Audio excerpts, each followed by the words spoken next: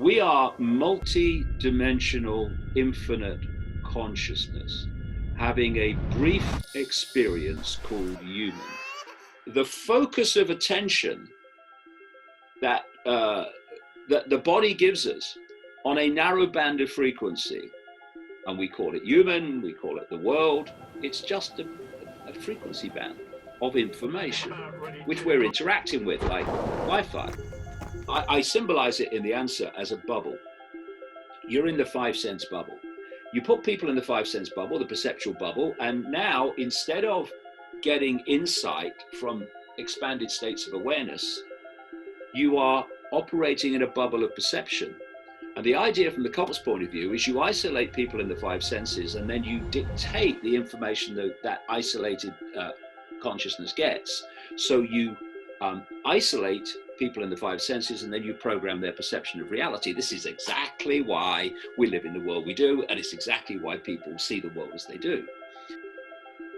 Now, how do we burst the bubble? We redefine our self-identity. If you say to most people, "Who are you? Pleased to meet you, who are you?" They'll give you their name, they'll give you where they come from, they'll give you their job, they'll give you their life story, they'll give you their labels, they'll give you all the things that we give labels to. I am a man, I am white, I am British, etc. But they're not who we are. They are what we are experiencing incredibly briefly. And if we can ditch the labels and see them for what they are, a brief experience, and self-identify with the consciousness, ultimately, potentially all consciousness having an experience, then that very expansion of self-identity, I'm not little me anymore, I'm not Ethel on the checkout or Bill at the call center, I am a state of infinite awareness having an experience. Then that expansion of self-identity or triggers an expansion of consciousness. So you're no longer confined in forming your perceptions to the bubble anymore. But when you say, I am consciousness having an experience, everything changes.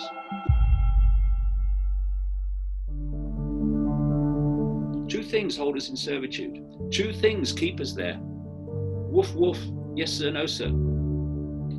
Fear of the unknown, stroke, fear of death, and fear of what other people think of us. From that big game, long game point of view, the things that terrify and limit and freeze people in 5 sense perception don't apply anymore.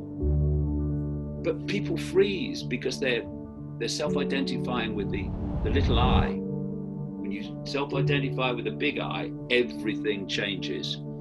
And the big I would never, ever subjugate itself to the impositions of other people and the deletion of its freedom. Wouldn't do that. And I'm certainly never going to do it. So we'll see where that goes.